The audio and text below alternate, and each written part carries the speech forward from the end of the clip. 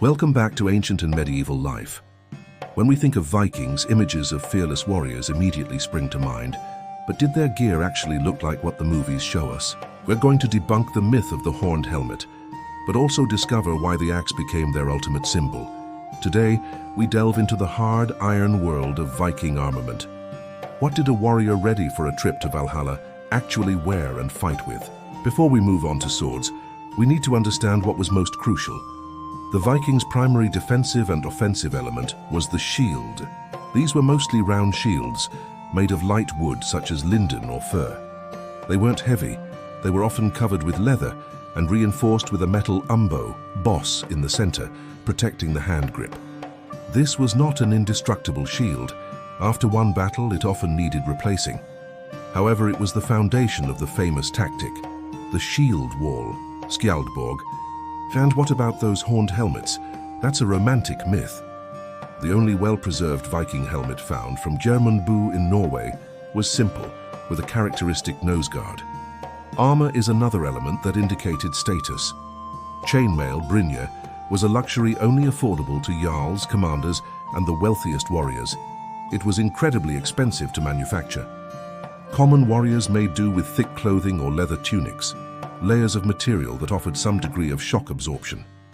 They were not the armored knights we would see later in the Middle Ages. On the battlefield, the first weapon to be used wasn't the sword, but the spear. It was the most commonly used weapon. There were two main types: lighter javelins for throwing, used just before closing in, and heavier fighting spears for close combat, perfect for maintaining distance, and used in the shield wall formation. The spear was practical, effective, and accessible to every free man. It also had symbolic significance, associated with Odin, the patron of war and magic. Alongside the spear, the axe was the common weapon of the Vikings. This was due to its universality. An everyday axe could easily be converted into a weapon of war.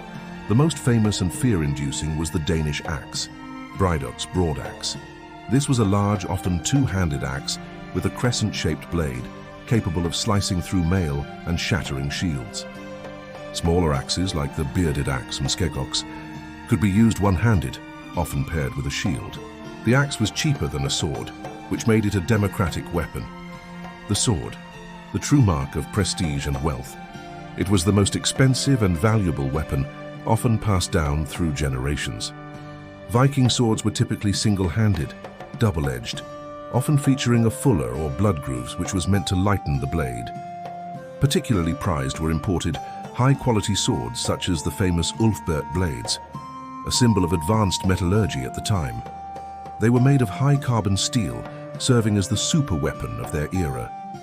Of course, Vikings also used bows for hunting and ranged combat, as well as smaller fighting knives, sacks, which were an everyday tool and a backup weapon. In conclusion, the movie image of the Viking is exaggerated. The true Viking was primarily a warrior with a shield and spear, and often an axe. A sword was a privilege, and mail was a luxury. Their strength lay not in complicated armor, but in striking power, speed, and excellent organization in the shield wall. This is what made them the terror of Europe. Let me know in the comments what your favorite Viking weapon is.